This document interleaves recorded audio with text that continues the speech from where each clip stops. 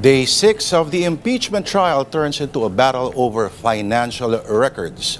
The prosecution seeks to subpoena Vice President Sara Duterte's bank, tax, and anti-money laundering records, calling these documents a path to the truth. But the defense fires back, branding the move a fishing expedition.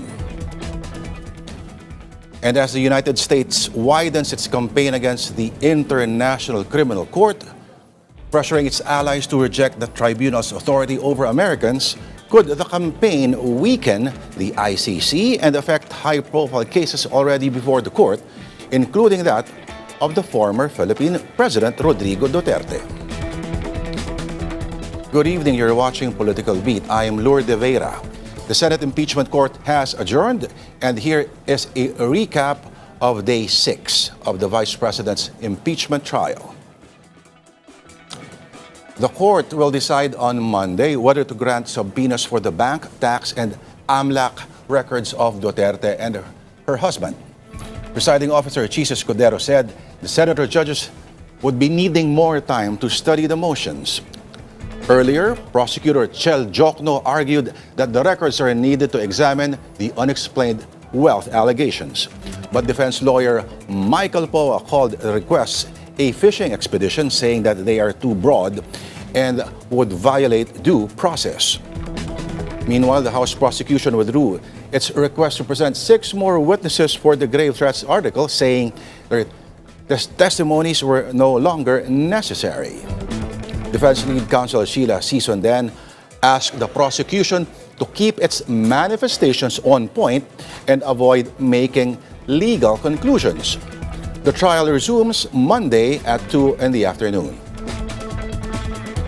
And for more details on Day 6 of the Vice President's impeachment trial, we speak with our mobile journalist, Arles de los Santos. Arles, okay, what were the biggest takeaways from today's arguments?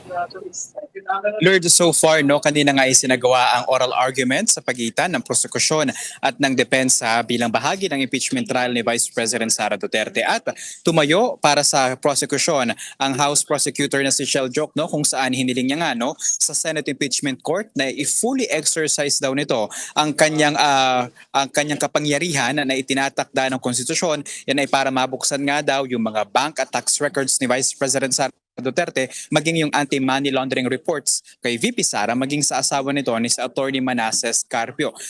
Ani Jokno, konstitusyon na daw mismo ang nagbibigay kapangyarihan sa Senado, Senate Impeachment Court rather, at para nga tukuyin kung sapat or karapat-dapat pa ba ang pinakamatataas na opisyal ng pamahalaan na manatili sa kanilang mga kapangyarihan or posisyon. Habang para naman kay Attorney Michael Poa, tama yung binanggit mo kanina Lord, na tila isang araw fishing expedition itong hiling ng at naging tugon ng House of Representatives nang isinampa nga ang impeachment complaint laban kay Vice President Sara Duterte. Actually, Lord, 3 yung points na iniraise ng kampo ng Vice Presidente. Una ay irrelevant umano ang mga bank records at financial activity ni VP Sara noong 2007, mga panahon na hindi pa raw siya Vice Presidente at nakaupo bilang Vice Mayor ng Davao City. Kaya raw hindi raw ito pasok doon sa ninanais ng prosekusyon na yung mga bank at financial activities ni VP Sara ay madala at iharap nga sa korte ng Senado. At kabukod dyan, sunod doon yung parang tila fishing expedition nga kasi daw ang sinasabi noong i-file yung complaint ng impeachment ni Zabala at Cabrera, wala raw kahit anong attachment ng financial activity ni Vice President Sara Duterte maging ng ni isang salin. Kaya daw fishing expedition yan, hindi raw pwede na kapag akusasyon muna bago ebidensya, hindi raw yan ang tinutukoy na due process. At sinasabi nga dyan na kung ano man daw yung magiging posisyon ng Senate Impeachment Court ay kanila naman so far na igagala. Arles, pinag-usapan kanina o ni-raise ni Prosecutor Jokno na itong isang Senator Judge, si Alan Peter Cayetano, nung corona impeachment, bumoto to open. Diba? Ano ang naging reaksyon dito? Lord, kanina no, tinanong natin sa Defense Council ni Vice President Sara Duterte yan, no, ang iginigiit nila yung pagbubukas ng records noon ni then Chief Justice Renato Corona, no, ay hindi pa daw nag-e-exist yung desisyon ng Supreme Court para sa Duterte versus House of Representatives, na kung saan kailangan nga daw maprotektahan ang Bill of Rights ni Vice President Sara Duterte, at yung botohan nga na yun, no, sinite din naman talaga ni Attorney Shell Jokno. At actually meron pa siyang isang isinite, Lord, no, na jurisprudence, yung para kay People versus Rabusa, na kung saan may mga exemption nga raw doon, no, sa pagbukas ng bank records, at kasama na dyan yung impeachment. Binawi ng prosecution ang ipepresente lang 6 more witnesses dapat, at ang sunod na iuupo na nila, at least for the Article 4, no, yung grave threats, ay si NBI Director Melvin Matibag. Bago ko itanong sa iyo yung reaksyon ng magkapatid dito sa announcement ng NBI na bubuksan yung 2019 SEA Games budget issues. Ano nga ba ang dahilan daw ng prosecution kung bakit binawi nila yung mga pauupiing dapat witness? At bakit naging controversial yung hirit dito ng lead counsel ng defense? Lord, sa bilang natin nasa 6 na, no, or 7 rather, 7 na mga testigo ang hindi na ihaharap ng ng prosekusyon, no. Ang rason nila diyan ay yung kanilang mga testimonya ay hindi na umano necessary. At yung ilan nga raw dito ay posibleng maging repetitive o redundant lamang kaugnay ng mga nauna ng pagtestigo ng 2 representative mula sa NBI, no. So far hindi nahaharap si Attorney Zulaika Lopez, Captain Belinda Bello ng House of Representatives, maging ang 2 journalist, mamamahayag, no, na present doon sa online press con ni VP Sara, at gayon din yung representative mula sa PNP Firearms and Explosive Office, maging si Sheriff Abe Andres, yung matatandaan natin ang sinuntok na sheriff ni Vice President Sara Duterte a decade ago, maging ang psychiatrist, ang family member ng alleged victims of the threats ni VP Sara, at so far didiretso na nga kay Attorney Melvin Matibag. At naging controversial naman, Lord, yung tugon dito ng counsel, dahil ayon sa kanila, wala naman daw silang objection kung hihilingin ng prosekusyon na hindi na ipresenta itong mga witness na ito. Pero kung maaari daw sana, kung may mga pagnanais na mag-withdraw ang prosekusyon, ay wag na daw umuno itong magsabi ng iba pang mga bagay na posibleng ang mag-influence sa magiging desisyon ng senator judges, or kung hindi man yon yung pinakatamang punto, no, baka daw kasi maisip ng publiko na meron ng paghahatol kay Vice President Sara Duterte, no. Iginagalang daw nila yan at naiintindihan ang constitutional mechanism, pero mahalaga raw na masiguradong patas ang lahat ng magaganap. Oo. May legal terms yan eh. Latin yun eh. No? Paki nila, di ba?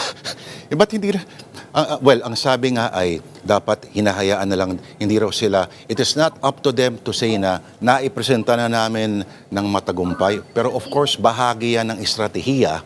No? I think ang gusto talaga mangyari ng depensa ay talagang stick doon sa procedure talaga na very cold, na walang judgment ang mga senator judges.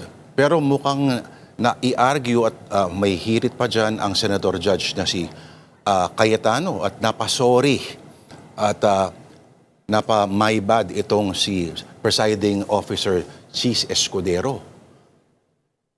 At sinabi pa nga, Lord, di ba, at one point na sana daw ay maging mahinahon yung isasagawang caucus, kasi nasa ating mga senator judges din ang magiging desisyon kung, for example, bubuksan ba yung BIR box, at syempre yung mga susunod pa na presentasyon ng mga witness kung saan may pagkakataon ang ating mga senator judges na mag-interject o magtanong sa mga witness na ito. Akala ko ba nag-caucus na sila saglit kanina, Arlis? Lord, kasi sa Lunes ilalabas pa yung desisyon, no?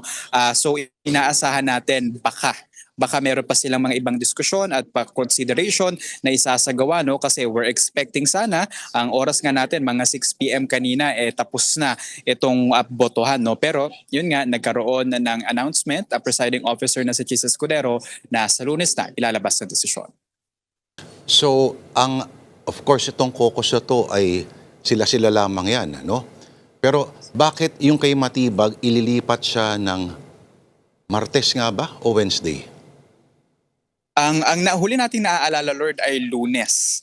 Or kung Lunes. na-move man sa Martes kasi meron nga siyang summit na pupuntahan sa Bangkok, Thailand, no? And syempre exciting days ahead dahil recently ay tila nagkakapalitan kahit hindi magkaharap, no, ng mga pahayag si Senator Judge Alan Peter Cayetano at itong si NBI Director Melvin Matibag. Oo, yan. Punta tayo dyan, ano. Concerned bigla itong magkapatid. Kasi mukhang ang timing ng pag-anunsyo na muling bubuksan itong 2019 SEA Games budget. Of course, may kasama dyan na ilang cabinet secretary na ngayon na sabihin natin associated kay Senator Cayetano noon siya ay nangangasiwa pa nung Southeast Asian Games. Yung may kinalaman din dyan yung sa Caldero, Arles de los Santos. Pero Go on, Lord. ano ang naging tugon dito ng magkapatid na Cayetano? Lord, at tila nga daw nagkakaroon ng bad precedent, no, itong mga nangyayari at pahayaga ni Attorney Melvin Matibag mula sa NBI, no, dahil ayon nga sa kanya ibinulgar nito, no, na magsasagawa daw ng investigasyon para sa 2019 SEA Games yung mga pondo na ito, no, dahil ang allegation ni Matibag ay tila meron daw insertion para sa mga proyektong ito, no, at questionable din daw yung mga nakontrata dito para sa ating SEA Games noong 2019, no. At kabukod dyan, may pahayag din si Senator Pia na mariin nilang kino-question itong aksyon na ito, no, ni Director Matibag, at mahalaga raw na maintindihan kung paano nga ba umusbong itong pahayag na ito ni Matibag, no. Gayon nga na tila iniisa-isa na rin daw sila yung mga senador, no, sa pag-agulong ng impeachment, at ayon kay Senator Judge Alan Peter Cayetano ay tila nagkakaroon na daw ito ng chilling effect. Very subtle naman yung hirit ni Director Matibag.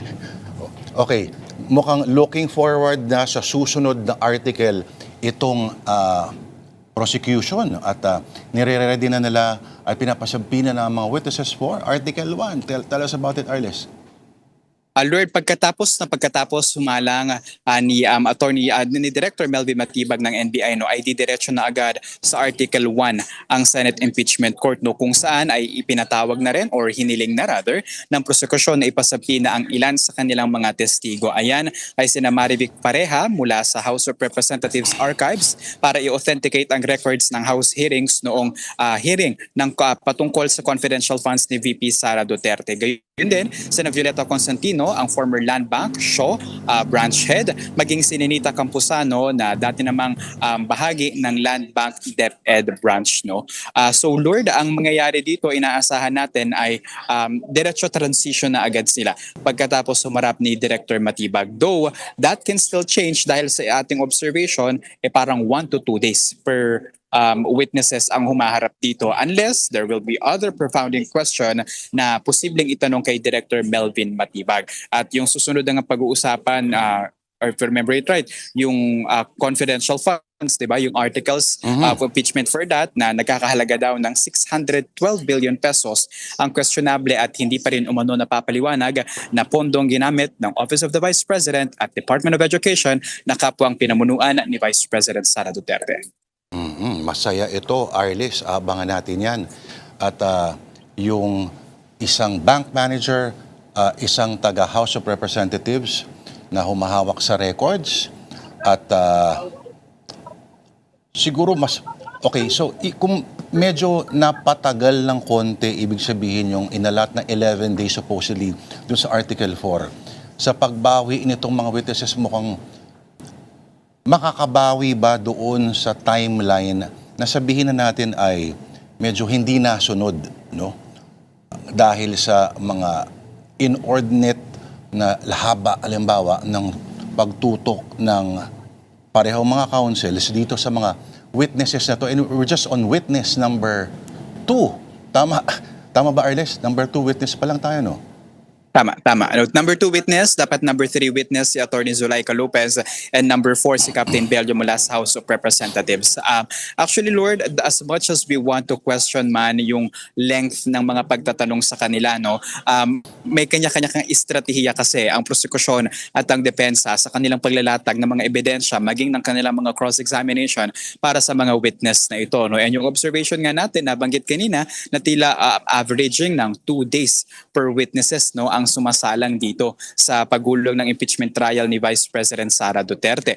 At syempre, kung mababawasan man yung mga testigo na kanilang ihaharap, meron naman yung definite days, no, for number of days. Ang alam natin for Article 4, 11 days yung nakalaan dyan. Ang pinakamahaba at Lord, if you remembered it correctly, itong Article 1, yung parang 32 days. Correct? I can be corrected, no? Pero parang ito yung pinakamahaba, yung Article 1 ng impeachment, article of impeachment ni VP Sara. And hindi pa basta-basta makakapagpresenta ng testigo at ng mga ebidensya ang depensa hanggat hindi natatapos yung 4 na articles of impeachment para kay VP Sara. That's the only time na pwede nilang ipresenta yung kanilang evidences at mga witnesses.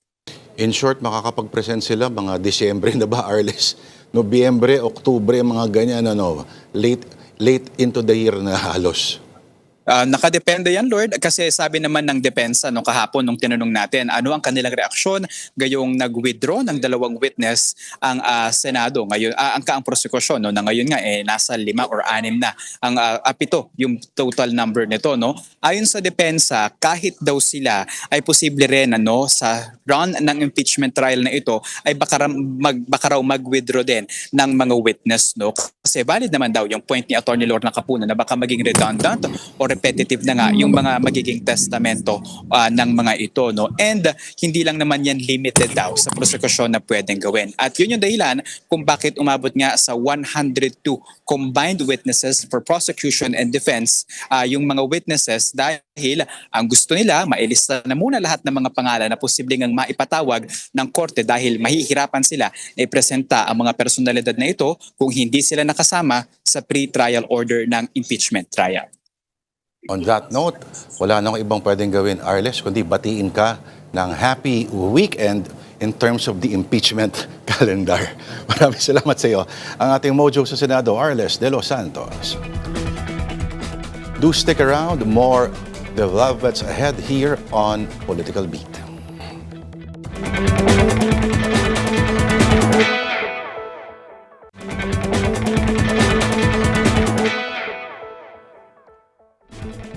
And you're still watching Political Beat. The United States is stepping up its campaign against the International Criminal Court, even urging its allies to reject the tribunal's authority over American officials. What could this mean for the ICC and for the high-profile cases already before the court, including that of former President of the Philippines, Rodrigo Duterte? For some perspectives, we talked to ICC Assistant to Counsel Attorney Cristina Conti. Attorney Conti, magandang gabi. Thank you for joining us. Magandang gabi din, Lord. Pasensya na, inabutan na ako sa daan. Saan po? Sorry. Sa daan? Sa daan. Thank you for Pero your okay time. naman tayo. At hindi ka masasagasaan dyan kasi sabi nga ng isang abogado, kalakson ka daw. Okay. Attorney. Oh, alright. Siya po nagsabi. No? Pero thank you for your time. Attorney, ang weird dito sa lahat ng ito, ang mga tribunal sa sinet up ng US nung panahon ng mga Rwandan genocide, Yugoslavian genocide, sila yung naging stepping stone dito sa naging ICC eventually. Pero hindi sila pumipirma doon. Kumbaga parang they gave birth pero they refused to acknowledge being parents. Kumbaga, may ganun ho ba yung dating nito, Attorney Cristina? Well, to some extent, yes. But then again, not all of the countries who have been brought before the court are non-members. Kumbaga, hindi naman po lahat ng nakasuhan doon unwilling or reluctant to be part of it. Yung iba talagang part. Kasi alam nila depende kasi yan kung sino ding pinuno, alam nila na makakatulong doon sa after the conflict sa kanilang, ang tawag nga natin, transitional justice. Because some of the cases, as we know in the Philippines, will not fly before local courts. So may ganun din silang recognition. Kaya, for some countries who have brought cases before the court, so sabihin na natin, conflict, may two parties. Both parties have cases against each other. So, for them, important part of healing and moving forward is international justice. Kumbaga, meron kaming sariling niche, pero yung kaso na crimes against humanity, and important sa kanila yung war crimes, they are tried before an international court. Yes. But maybe the other angle is, how about the non-members who are committing crimes? Some of the non-members who are committing crimes na talagang so brazenly would be the United States. And in the case of Ukraine, Russia, Israel, they're not members. And specifically, they have refused to be members to avoid accountability. Alam nila sila ang aabutan yan, sila ang tatamaan. Yung US precisely pulled out because the countries wanted to make aggression. So ito po yung parang proxy wars, yung sususulan mo yung ibang bansa na, mag-away kayo dyan, ganitong gawin niyo. Yung mga manufactured civil wars, yung mga US-backed militia groups, yan. If at that time, nung binuo yung Rome Statute, hindi pa krimen yon. Pero alam ng US, magiging krimen yata to kasi pinag-uusapan na. Eventually, when it was passed, definitely the US refused to take part in the ICC. Yung crimes of aggression na ginawa nila sa Afghanistan, ginawa nila sa Iraq, and ngayon sa sa Gaza, US wars of aggression on Gaza and Iran. These are wars of aggression. The US has clearly said, at this point, yung sabi nilang sanctions, wag kayong mandadamay ng US troops. Yun ang ayaw nila, na merong makasuhan at madala sa ICC. At ang mga sanctions ay medyo mabigat, money-wise, Attorney Conti, kasi kumbaga pag ang sanctions ay hindi maaring makipag-do business, kumbaga ang mga American banks, ang mga any financial groups. Tama ba, Attorney? Parang ganun ang dating, Yes, and when you say business, it means all kinds of business. Hindi lang yung, businessman ka ba? Meron kang business sa ICC. Hindi, abogado lang ako. But when we say business, it means also, I have business with Google because I have a Google account, even if it's a free account. So, pwede kang tamaan. I have business with yung mga may credit card, that's business. And so, using your card could be an issue. And ang impact nun dun sa judges ng ICC ay some of their bank accounts have been frozen, yung related sa US. Some of their credit cards cannot be used. And I don't know if familiar sa lahat, pero po pag magta-transfer ng pera mula sa isang bangko, sa isa pang bangko internationally, you have the SWIFT code system. Yes. So ibibigay mo yung parang SWIFT code ID nung bangko para maproseso yung paglipat ng bangko. For example, sa Bank of the Netherlands, ililipat sa Bank of the US. Hindi pwedeng gamitin yung SWIFT system kasi US din yun.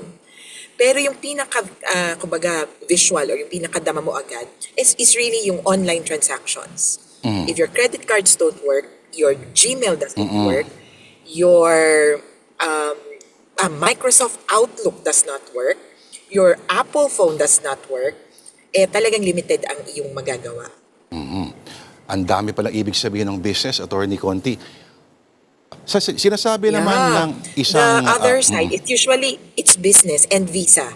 So sabi ng sa immediate, sabi ng ibang prosecutors, ganyan, okay lang, di naman kami pupuntang US.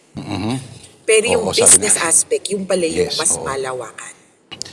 Okay, may isang nagtatanggol sa ICC, dating taga-Human Rights Watch, sinasabi niya, mukhang meron daw mischaracterization itong si Rubio sa tingin niya ng mga kapangyarihan daw ng ICC. Una, baka akala niya ay sinusubukan daw ng ICC na magkaroon ng control over what happens sa US. Hindi, yung mga bansa lamang, di ba? Pwede lang mag-imbestiga sa mga crimes committed in states party to the Rome Statute. Yes. And the territoriality issue is always in question when the US intervenes or commits crimes of aggression. Kaya Yes. for example, sa Afghanistan, which has submitted itself to the jurisdiction of the ICC, part yan, pwedeng mag-exercise ng jurisdiction yung ICC. Eh, di ba, nanggera doon yung, nangialam doon yung US. Doon nila napakiramdaman, ako sasabit kami. Kaya meron silang ginawang batas to protect their US troops. Kaya, to some extent, yung US ay, in a way, protected kasi hindi sila member. Pero kapag nangingialam sa ibang bansa, Oo. yan, malaking issue yan. Parang, okay, pero pag yung Russia, may issue sila na ginagawa halimbawa sa Ukraine, biglang maingay sila tungkol dito. Pero ang Yes, paniniwala... oo nga. Yeah, go ahead, attorney. So may hypocrisy. And also, we also note that the Democrats and the Republicans see this issue differently. Sometimes, parang umiinit or warmer yung relations kapag Democrats ang nakaupo, pero ayaw din nila sa ICC, kahit na ganun. Pero definitely colder yung relations kapag Republicans yung nakaupo. Oo. Nung mas panahon nga oo. ni Barack Obama, nag-cooperate pa kumbaga depende sa interest niya eh. Nag-cooperate pa yung US sa ICC eh. May sumuko sa kanya na African wanted person.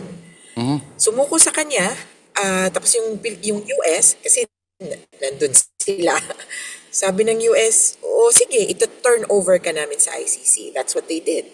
But if they were in another country, in a third country, so obvious may US intervention doon. In other instances, yun nga, katulad nung sa Russia, they are very vocal about supporting investigations and prosecutions. Pero pag sasabit na siya, ayaw na. Kaya yung Oo. most recent na inaayawan niya is the Israel and Palestinian war. Kasi nag-issue yung ICC ng warrant Kay both Netanyahu. sa Israeli at sa Hamas officials. So sabi niya, wag yung kakampi namin. Kaya talagang interests ng bansa ang nangingibabaw sa kanila. Konti lang yun, attorney konti lang mag-aaway na rin yung si Netanyahu at si Trump. Oo nga, yan ang hindi pa namin kumbaga na-figure in kung paano. Malapit Pero- na yan. Malapit na. Napipiko na si Trump sa kanya eh. Pero attorney, okay, ang sabi-sabi raw kasi, mukhang preemptive move daw ito kasi mukhang may nagpaplano laban kay Trump sa ginawa niya sa Venezuela. Yes. Take note, Venezuela is a member country. Kaya abangan niya. Ang Venezuela, in fact, ay may investigation ongoing. Kumbaga, although may period kasi, di ba, sa ICC investigation, specific lang sila sa period, hindi nun covered yung nangyari kay Maduro. Yung pagdukot kay Maduro, isang presidente ng isang sovereign country, dinukot ng US. Posibleng saklaw ulit yon kasi may jurisdiction pa rin yung ICC sa Venezuela.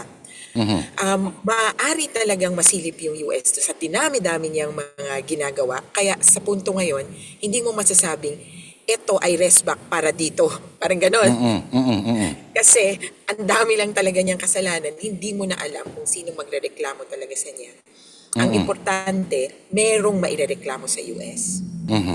Ang sabi ni Rubio sa kanyang napakahabang op-ed na sinulat para sa Wall Street Journal, if we stand idle, all of them will be at the mercy of foreign judges thousands of miles away, facing the constant risk of prosecution and even imprisonment for the so-called crime, quote-unquote, of defending their own country. Yan ang warning ni Rubio. Pero, Attorney Conti, paano ba i-dismantle brick by brick itong ICC na ito? So una, mali yung sinasabing foreign court, it is an international court. In fact, the US supported this international endeavor in the same way that they supported the UN.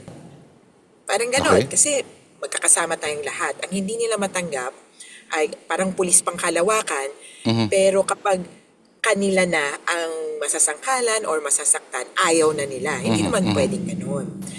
And then, pangalawa, yung sinasabing pangingialam o kaya pag nangihimasok, yan. Parang ganun yung termino nila eh. Tinutulungan lang nila yung ibang tao sa panghihimasok. Hindi sila self-aware na sila pala ang nanghihimasok. Kaya yun lang talaga, there is a lack of self-awareness on the part of the US, and I would say conscious lack of self-awareness to portray themselves as the leader of this quote-unquote world. Kasi ang joke nga nila, when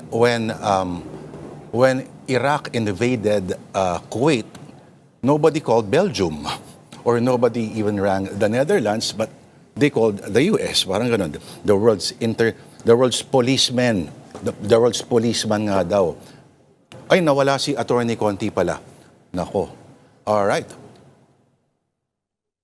Anyway, maraming salamat na lang kay Attorney Cristina Conti, ang Assistant to Counsel ICC. Maraming salamat po, Attorney Conti. But we will be back. Please don't go away. Political Beat will be back right after this very quick break.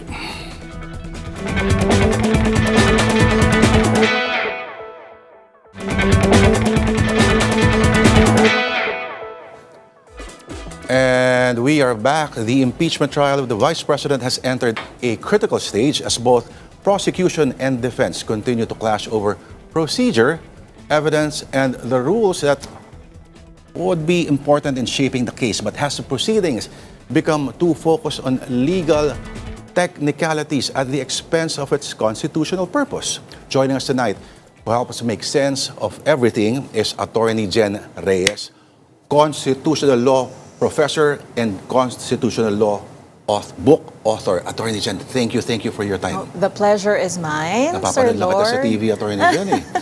Thank you for inviting me. All right. So, una sa lahat, would you agree that the whole process, the past 2 weeks, have been rather over-judicialized? Actually, I have a different take on that. During the first week, not over-judicialized because, in my opinion, the rules of court which are applied suppletorily by the impeachment court, that is exigent. That is imperative in a sense that it helps the flow to be more organized or efficient. For me, it is actually now being over-politicized. Baligtad. Why? Okay. Especially yesterday and today, we witnessed that most of the delays came actually from the senator judges. Because I've observed that natanong na nung unang senator judge, uulitin na naman the exact same question by the following senator judge. They do not have restraints or which they should have, or hindi ba sila nakikinig na natanong na yon ng kapwa nila senador? Kailangan i-check na nila dun sa list nila at iba na lang ang itanong nila. Second, though they took an oath of political neutrality, I believe most will agree that truly some of the senator judges are manifesting their partiality or bias with respect to this impeachment trial. And they have been utilizing it, some of them, to advance their political agendas, for lack of a better term. So for me, contrary to what some might say, I am saying actually it is being over-politicized, and I even see. some of the senator judges are being misinterpreted as to assisting the defense in the way they question the witnesses. Hindi naman masyadong obvious, sabi ng iba daw. Sa kanilang mga pagtatanong at pagpapaliwanag at even sa tone of condescension minsan to their fellow senator judges pangaraw eh. Pero Attorney Jen, yung procedure, they exist daw, yung mga rules of court, they exist to, ang nakasulat di ba sa Constitution, as practicable, as kung, of course, nasa Senate, sa presiding officer yan, para mag-decide kung, hanggang dito na lang, I will let it go. Pero, posible bang may paraan ba na magkita halfway yung dalawang bagay na yun? The what? The Yung political, impeachment as political procedure, at the same time, a trial or a court legal process. Oh, yes, definitely. It can be balanced, no? Just like what I mentioned, the technicalities of the rules of court, they can only be applied suppletorily, pero yung ating presiding officer and yung impeachment court, hindi rin sila dapat nako-control absolutely ng rules of court or procedural law in a sense that it already defeats the constitutional purpose of the impeachment. So kung yung technicality napapabagal yung daloy ng proseso or na-impede or na-obstruct yung aim or yung purpose, then they can even waive that. At example, attorney, yung past 2 days, focus only on one witness. Ang nag-bog down ba rito ay yung procedure or yung politics? Pareho. And of course, for me, maganda yon.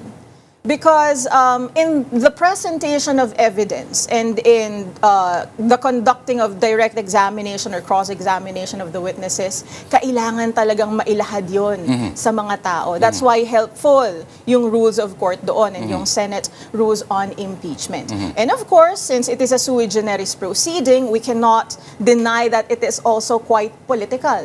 So even the lawyers, if makikita nyo sa mga salita nila, they are also, you know, That's your opinion. according to me. Ganda na hirin.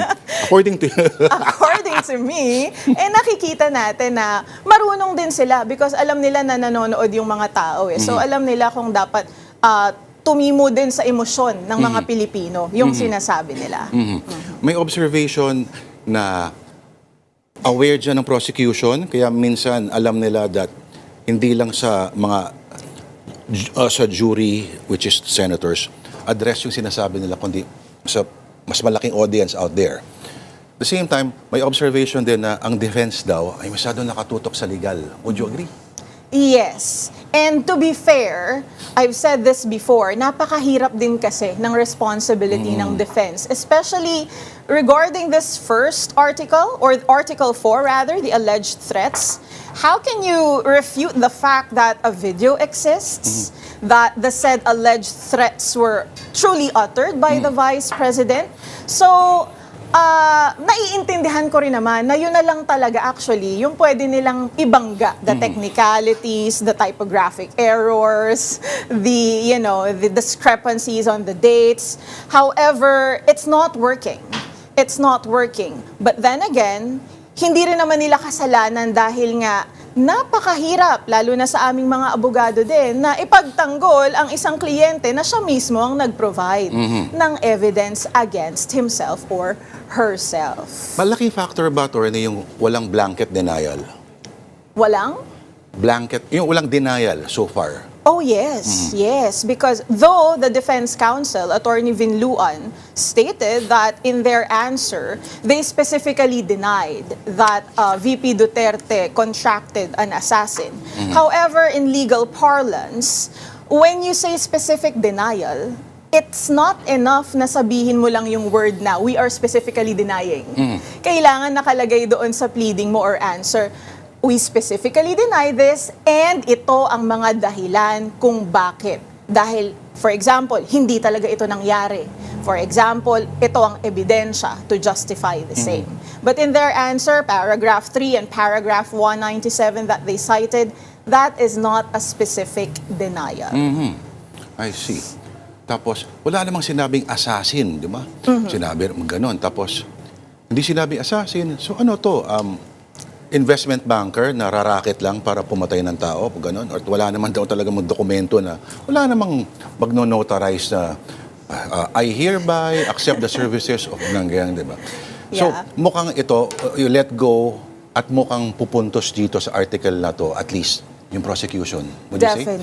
Definitely. This is a strong article. That is why they chose this as their first argument, right? And that is an intelligent strategic move on the part of the prosecution. Ano ang dating sa judge, halimbawa? Naalala ko nung corona impeachment na nag-withdraw, hindi ng witnesses, pero nang-withdraw ng impeachment articles itong prosecution. At nag-ballistic ang Miriam Defensor Santiago. Kasi parang, hindi ganito kasi pinag-aralan namin yan. Biglang, mukhang nagiging habit na yata rin ng prosecution at this point. Magkakasunod na witnesses ang biglang binawi nila. Okay. Ano ang dating nito sa kung ako ang huwes? Well, if you are an intelligent huwes, makikita mo yung wisdom. Bakit nila winidraw na yung pagpapatawag kay Attorney Lopez and Captain Bello? Kasi napatunayan na nila na-establish na nila yung gusto nilang ma-establish dito sa Article 4, the alleged grave threats or inciting to sedition. So the testimony of Attorney Lopez and Miss Bello are only corroborative as to the context, as to the seriousness, napatunayan na ito ni Attorney Loto, ni Mr. Kalilong rather. Ang hirit naman ng defense ay, sino tong mga prosecutors ito para magsabi na napatunayan na nila? Opinion lang nila yon. Hindi sa pananaw or they're feeding words into the mouths of the senator judges. May ganun, medyo nag-back and forth kanina yun eh. Yeah. Well, umirit pa si Senator Cayetano na pinagbigyan ko lang kahapon kasi that's attorney Lorna Kapunan. well, they have to accept that. That's part of the strategy.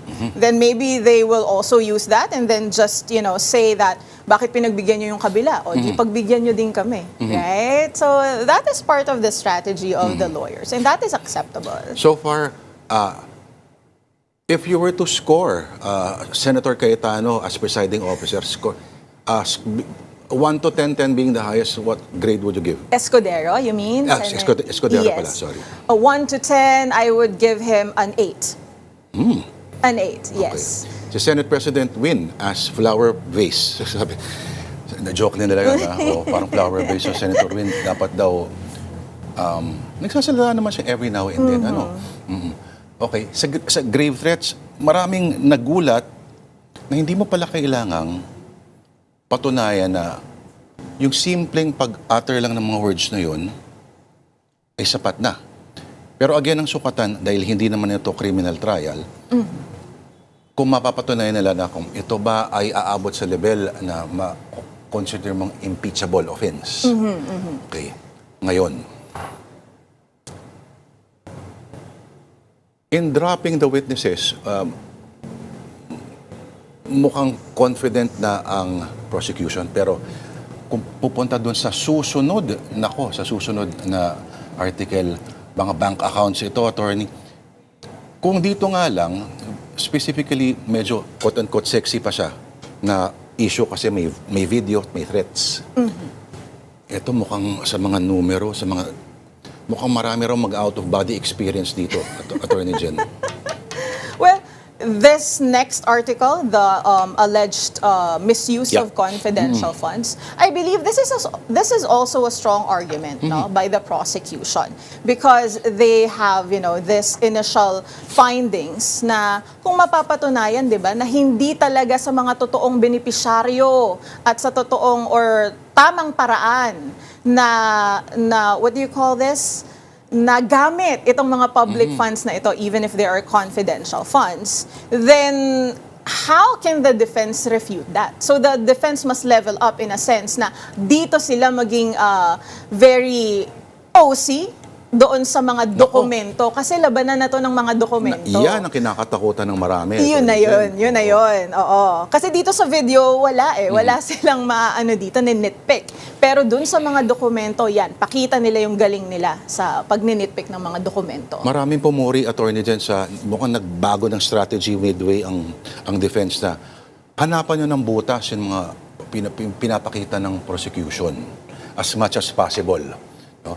Pero ito, Attorney Jen, May paraan ba na maipakita ito ng sabihin natin na masusustain pa rin yung interest? O nasa presiding officer ito? The interest of the public? Of the audience, attorney. Well, of course, sa prosecution, kailangan talaga nilang mag-exert ng efforts to keep the public interest dito sa impeachment trial na ito. No? Because the danger is that if the people will be bored, it will be advantageous to the defense. Kasi kahit maglatag ng ebidensya ang prosecution and hypothetically, sufficient naman talaga yung ebidensya. Kung hindi ito pinanood ng mga tao at mas gugustuhin pa ng mga kababayan natin na manood na lang sa TikTok or mag-fake news, then it will be utterly useless. But I commend Presiding Officer Chis Escudero because now he is more, forward-thinking or initiating in presiding this impeachment trial. If the framers of the 87 Constitution were watching some of them are watching, of course. Yes. They're still around, ano? Okay. What would you think would surprise them most or disappoint them most about the whole proceedings? Tapos, may sub-question pa yon. Has this trial exposed weaknesses sa Constitution mismo or merely weaknesses in the people who are supposed to implement it? If the 1987 framers are watching right now, they will definitely be disappointed with the current membership or composition of the Senate and the manner by which some senator judges are handling their duty as a senator judge. Because, and of course, masyashock sila. Kasi syempre dun sa panahon nila, wala namang masyadong nakakulong na mga senador. Wala namang hinahabol ng batas na mga senador. Masyashock talaga. Siguro nung nag-uusap sila. Tol, paano halimbawa? Kunyari lang, 24 tayo. Framers to, kunyari. May pari pa ron. Yeah. May nakakulong 3. Posible naman siguro mangyari yun. 2 nakakulong. Malabo mangyari yan. At in wisdom, the same wisdom na masyadong parang masyadong binigyan ng credit, masyado ang siguro naman pag sila binigyan natin sa kapangyarihan na mag-craft ng sariling mga laws, okay na siguro yan. Kasi sigurado ako, boboto ng matitino at matatalino ang taong bayan. Lo and behold. Sila dapat multuhin ng tao ngayon. Yes, exactly. Bakit hindi ninyo nilinaw kasi? Oo nga, no? And going back to your question na bakit hindi nila nilinaw, yes, the Constitution is far from perfect, right? Although the framers were learned and intellectuals or brilliant people, of course they're not wordsmiths, right? They cannot foresee any and all circumstances doon sa mga probisyon ng saligang batas. On the other hand, although beautiful naman ang ating Constitution, even if it is not perfect, yung mga tao rin na nag-i-implementa. Kasi yung mga ambiguity doon sa provision, sometimes nga, clear na nga yung provision ng saligang batas. Pero yung isang politiko, basta hindi in favor sa kanya, gagawin pa ng interpretasyon kahit kailangan naman verbal lehis apply in its ordinary sense. So it is prone to abuse. So may pagkukulang ang konstitusyon, may pagkukulang din yung mga tao na nag-i-implement nito.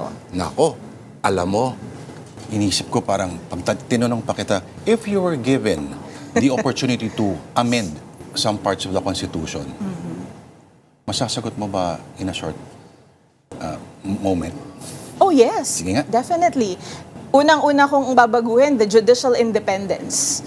Sana ay wag ng presidente ang nag-a-appoint ng mga miyembro ng hudikatura to absolutely insulate the judiciary from political influence.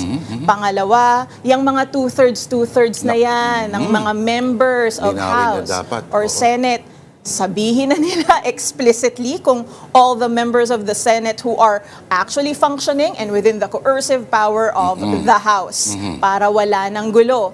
And hindi sa Constitution ito, pero doon sa batas.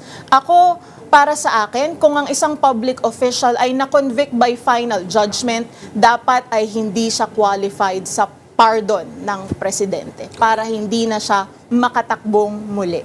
Tingnan nyo kasi ang nangyari. Attorney Jen, okay, sa mga gustong mag-review para sa bar, ang Facebook page po ni Attorney Jen will be a great help para matulungan niya kayo if you want to enter this noble profession called lawyering. Maraming salamat, Attorney Jen. At may kikwento ako sa iyo mamaya tungkol sa isang framer din. Oo. Alright. Always a pleasure. Maraming salamat, Attorney Jen Always Reyes. welcome. Thank you, thank you, thank you. All right, don't go away. Political Beat will be back right after this break.